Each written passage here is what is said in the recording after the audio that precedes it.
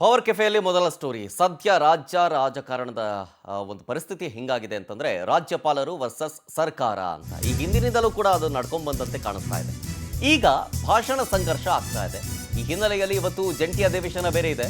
ಅಲ್ಲಿಗೆ ಆಗಮಿಸ್ತಾರೆ ರಾಜ್ಯಪಾಲರು ಅನ್ನೋದು. ರಾಜ್ಯಪಾಲ ತಾವರ್ಚಂದ್ ಗೆಹ್ಲೋಟ್ ಅವರ ಆಗಮನದ ಬಗ್ಗೆ ಸ್ಪೀಕರ್ ಕಚೇರಿಗೆ ಮಾಹಿತಿ ಕೊಡಲಾಗಿದೆ. ಸಮಯಕ್ಕೆ ಹಾಜರಾಗುವುದಾಗಿ ಲೋಕಭವನ ಕಚೇರಿ ಅಧಿಕಾರಿಗಳು ಮಾಹಿತಿ ಕೊಟ್ಟಿದ್ದಾರೆ. ಆದ್ರೀಗ ರಾಜ್ಯಪಾಲ ಗೆಹ್ಲೋಟ್ ಭಾಷಣದತ್ತನೇ ಎಲ್ಲರ ಚಿತ್ತ ನೆಟ್ಟಿರೋದು. ಯಾಕಂದ್ರೆ ಸಂಪೂರ್ಣ ಭಾಷಣವನ್ನ ರಾಜ್ಯಪಾಲರು ಓದ್ತಾರಾ ಇಲ್ವಾ ಅಂತ. ಯಾಕಂದ್ರೆ 11ನೇ ಪ್ಯಾರ ಸಂಪೂರ್ಣವಾಗಿ ಕೈ ಬಿಡೋದಕ್ಕೆ ರಾಜ್ಯಪಾಲರು ಸೂಚನೆಯನ್ನ ಕೊಟ್ಟಿದ್ರು.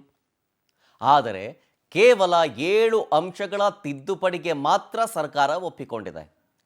ಇಫ್ ಇನ್ ಕೇಸ್ ರಾಜ್ಯಪಾಲರು ಅದಕ್ಕೆ ಒಪ್ಪಲಿಲ್ಲ ಅಂತಂದ್ರೆ ರಾಜ್ಯಪಾಲರು ತಮ್ಮ ಭಾಷಣವನ್ನು ಮೊಟಕುಗೊಳಿಸ್ತಾರೆ.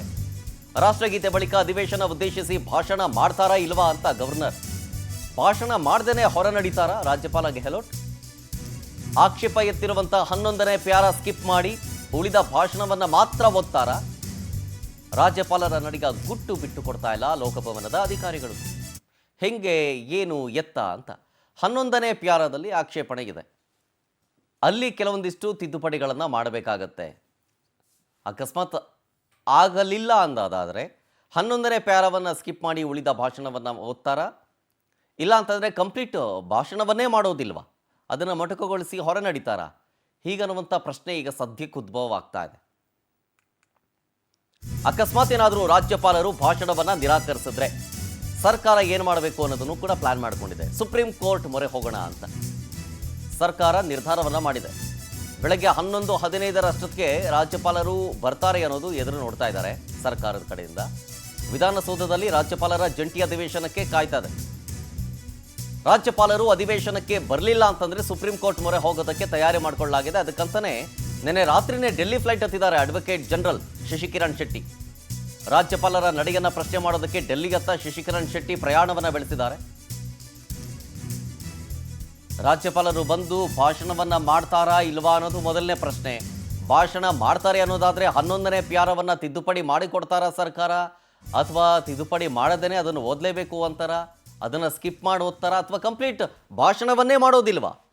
ಹೀಗೆ ಸಾಲು ಪ್ರಶ್ನೆಗಳ ನಡುವೆಯೇ ಇಫ್ ಇನ್ ಕೇಸ್ ಬರಲೇ ಇಲ್ಲ ಅನ್ನೋದಾದರೆ, ಅಥವಾ ಭಾಷಣವನ್ನು ಮಾಡದೆ ಹಾಗೇ ಹೋದ್ರು ಅನ್ನೋದಾದರೆ ಕಾನೂನು ಸಮರಕ್ಕೂ ಕೂಡ ನಿರ್ಧಾರವನ್ನು ಮಾಡಿಕೊಳ್ಳಲಾಗಿದೆ ಸರ್ಕಾರದ ಕಡೆಯಿಂದ. ಸುಪ್ರೀಂ ಕೋರ್ಟ್ ಮೊರೆ ಹೋಗೋದಕ್ಕೆ ರಾಜ್ಯ ಸರ್ಕಾರ ಡಿಸೈಡ್ ಮಾಡಿದೆ. 11:15 ರಾಜ್ಯಪಾಲರು ಬರ್ತಾರೆ ಅನ್ನೋದನ್ನು ಎದುರು ನೋಡ್ತಾ ಇದೆ ಸರ್ಕಾರ.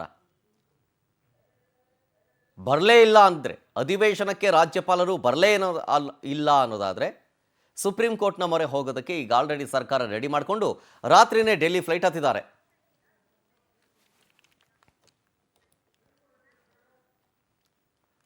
ನೋಡಿ, ರಾಜ್ಯಪಾಲರು ಅಧಿವೇಶನಕ್ಕೆ ಹಾಜರಾಗ್ತಾರೋ ಇಲ್ವೋ ಅನ್ನೋದು ಒಂದು ಕಡೆ ಗಮನಿಸಬೇಕಾಗತ್ತೆ.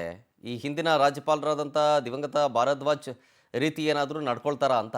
ಯಾಕೆಂದರೆ ಅವಾಗ ಯಡಿಯೂರಪ್ಪನವರು ಸಿ ಎಂ ಆಗಂಥ ಸಂದರ್ಭದಲ್ಲಿ ಸರ್ಕಾರದ ಭಾಷಣಕ್ಕೆ ಆಕ್ಷೇಪವನ್ನು ವ್ಯಕ್ತಪಡಿಸಿದರು ಭಾರದ್ವಾಜ್ ಅವರು. ಭಾಷಣ ಮಾಡದೇನೆ ಟೇಬಲ್ ಮಾಡಿ ತರಾತುರಿಯಲ್ಲಿ ಹೋಗ್ಬಿಟ್ಟಿದ್ರು. ಅಧಿವೇಶನದಲ್ಲಿ ಭಾಗಿಯಾಗಿ ಭಾಷಣವನ್ನು ಮಂಡಿಸಿದ ಕ್ಷಣವೇ ನಿರ್ಗಮಿಸ್ತಾರಾ ಅಂತ ಗೊತ್ತಿಲ್ಲ. ಇದೆಲ್ಲವೂ ಕೂಡ ಪ್ರಶ್ನೆಯಾಗಿ ಉಳ್ಕೊಂಡಿದೆ. ಆದಷ್ಟು ಬೇಗ ಇದಕ್ಕೆ ಉತ್ತರ ಸಿಗಬೇಕು ಅಂತಂದರೆ ಟಿಲ್ 11 o'clock ನಾವು ಕಾಯಲೇಬೇಕಾಗತ್ತೆ. 11:15 ರಾಜ್ಯಪಾಲರು ಬರ್ತಾರೆ ಅಂತ ರಾಜ್ಯ ಸರ್ಕಾರ ಎದುರು ನೋಡ್ತಾ ಇದೆ. ಬರಲಿಲ್ಲ ಅಂತಂತಂದರೆ ಸುಪ್ರೀಂ ಕೋರ್ಟ್ ಮೊರೆ ಹೋಗೋದಕ್ಕೆ ಡಿಸೈಡ್ ಮಾಡಲಾಗಿದೆ. ಇನ್ನು ಇದ್ರ ಬಗ್ಗೆ ಹೆಚ್ಚಿನ ಮಾಹಿತಿ ಕೊಡ್ತಾರೆ ನಮ್ಮ ಪ್ರತಿನಿಧಿ ರೂಪೇಶ್ ಬೈಂದೂರು. ಸಿ ಎಂ ನಿವಾಸದ ಮುಂಭಾಗದಿಂದ ಲೈವ್ನಲ್ಲಿದ್ದಾರೆ. ರೂಪೇಶ್, ಒಂದು ಕಡೆ ಗವರ್ನರ್ ಹಾಜರಾಗ್ತಾರಾ ಇಲ್ವಾ ಅನ್ನೋದು ಪ್ರಶ್ನೆ, ಹಾಜರಾದರೆ ಭಾಷಣ ಮಾಡ್ತಾರಾ ಇಲ್ಲ ಅನ್ನೋದು ಪ್ರಶ್ನೆ. ಇಫ್ ಇನ್ ಕೇಸ್ ಬರಲೇ ಇಲ್ಲ ಅನ್ನೋದಾದರೆ ಸುಪ್ರೀಂ ಕೋರ್ಟ್ ಮೊರೆ ಹೋಗೋದಕ್ಕೆ ರಾಜ್ಯ ಸರ್ಕಾರ ಎಲ್ಲ ರೀತಿಯ ಸಿದ್ಧತೆಗಳನ್ನು ಮಾಡಿಕೊಳ್ಳಲಾಗಿದೆ ಅನ್ನೋದು ಮಾತು. ಸದ್ಯದ ಡೆವಲಪ್ಮೆಂಟ್ ವಿಚಾರಕ್ಕೆ ಬರೋದಾದರೆ ನಿಜಚಾರತೆ ಯಾಕಂತ ಹೇಳಿದ್ರೆ ಒಂದಿಷ್ಟು ನಿಯಮಾವಳಿಗಳ ಪ್ರಕಾರವಾಗಿ ರಾಜ್ಯಪಾಲರು ಸದನವನ್ನು ಉದ್ದೇಶಿಸಿ ಭಾಷಣ ಮಾಡಲೇಬೇಕು. ಜಂಟಿ ಅಧಿವೇಶನ ಇದಕ್ಕೋಸ್ಕರನೇ ಕರೀತಾರೆ. ಹೀಗಾಗಿ ಸರ್ಕಾರ ಒಂದು ಭಾಷಣವನ್ನು ಸಿದ್ಧಪಡಿಸಿಕೊಳ್ಳುತ್ತೆ. ಹೀಗಾಗಿ ಆ ಭಾಷಣವನ್ನು ಮಾಡ್ಕೊಳ್ಬೇಕು. ಭಾಷಣವನ್ನೇ ಮಾಡೋದಿಲ್ಲ ಅಂತ ಹೇಳಿ ಆಗೋದಿಲ್ಲ ಅಂತ ಹೇಳಿ ಸರ್ಕಾರ ಹೇಳ್ತಾ ಇದೆ. ಹೀಗಾಗಿ ರಾಜ್ಯಪಾಲರಿಗೆ ಕೂಡ ಇದೇ ಮಾತನ್ನು ಹೇಳ್ಕೊಂಡಿದೆ ಎಚ್ ಕೆ ಪಾಟೀಲ್ ಅವರು. ಅದೇ ರೀತಿಯಾಗಿ ಸಿಎಂ ಕಾನೂನು ಸಲಹೆಗಾರ ಇಲ್ಲಿ ಪೊನ್ನಣ್ಣ ಹೋಗಿದ್ರು. ಅವರೆಲ್ಲರೂ ಕೂಡ ಹೇಳ್ತಕ್ಕಂಥದ್ದು ಇಷ್ಟ, ಈ ರೀತಿಯಾಗಿ ರಾಜ್ಯಪಾಲರು ಭಾಷಣ ನಿರಾಕರಿಸಬಾರದು, ಹೀಗಾಗಿ ನೀವು ಭಾಷಣವನ್ನು ಮಾಡಬೇಕು ಅಂತೇಳಿ ಹೇಳಿದ್ದಾರೆ. ಅದೇ ರೀತಿ ಒಂದಿಷ್ಟು ಆಕ್ಷೇಪ ಪದಗಳನ್ನು ತೆಗಿಬೇಕು ಅಂತೇಳಿ ಹೇಳಿದ್ದಾರೆ. ಅದಕ್ಕೆ ಸಂಬಂಧಪಟ್ಟ ಚಿಕ್ಕ ಪುಟ್ಟ ಮಾರ್ಪಾಡುಗಳನ್ನು ಮಾಡಿಕೊಟ್ಟಿದ್ದಾರೆ. ಬಿಟ್ರೆ ಸಂಪೂರ್ಣವಾಗಿ ಆ ಪ್ಯಾರವನ್ನೇ ತೆಗೆದು ಹಾಕೋದು ಅಥವಾ ಅದನ್ನ ಕೆಲಸಗಳನ್ನ ಸಿಎಂ ಅಥವಾ ಸರ್ಕಾರ ಮಾಡಿಕೊಟ್ಟಿರ್ಲಿಲ್ಲ. ಹೀಗಾಗಿ ಒಂದಿಷ್ಟು ರಾಜ್ಯಪಾಲರಿಗೆ ಈಗ ಆ ಒಂದು ನರೇಗಾ ಯೋಜನೆ ಸಂಬಂಧಪಟ್ಟಂತೆ ಕೇಂದ್ರ ಸರ್ಕಾರಕ್ಕೆ ಸಂಬಂಧಪಟ್ಟಂತ ಒಂದಿಷ್ಟು ವಿಚಾರಗಳಿತ್ತು. ಹೀಗಾಗಿ ಅದಕ್ಕೆ ಸಂಬಂಧಪಟ್ಟಂತ ಲೈನ್ಗಳನ್ನ ತೆಗೆದು ಹಾಕುವಂತ ಹೇಳಿದ್ರು. ಹೀಗಾಗಿ ಪ್ಯಾರ 11 ತೆಗೆದು ಹಾಕುವಂತ ಹೇಳಿದ್ದು ಸರ್ಕಾರ ಇನ್ನೂ ಕೂಡ ಅದನ್ನ ತೆಗೆದು ಹಾಕಿರ್ಲಿಲ್ಲ.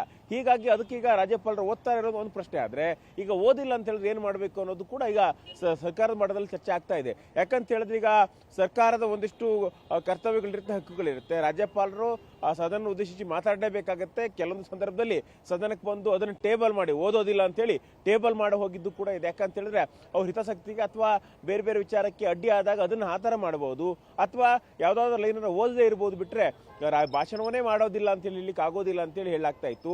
ಹೀಗಾಗಿ ರಾಷ್ಟ್ರಪತಿಗಳಿರ್ಬೋದು, ರಾಜ್ಯಪಾಲರಿರ್ಬೋದು, ಎಲ್ಲರೂ ಕೂಡ ಸರ್ಕಾರ ಕೊಟ್ಟಂತ ಸರ್ಕಾರದ ನಿಲುವುಗಳು, ಸರ್ಕಾರ ಸಾಧನೆಗಳು, ಆ ಸರ್ಕಾರದ ನಿರ್ಣಯಗಳೆಲ್ಲವನ್ನೂ ಕೂಡ ಹೇಳಲೇಬೇಕಾಗತ್ತೆ. ಈ ಒಂದು ಕಾನೂನು ಪ್ರಕಾರವಾಗಿ ಏನಾದರೂ ಇವರು ರಾಜ್ಯಪಾಲರು ಭಾಷಣ ಮಾಡಿಲ್ಲ ಅಂತ ಹೇಳಿದ್ರೆ ಸುಪ್ರೀಂ ಕೋರ್ಟ್ಗೆ ಹೋಗಬೇಕು.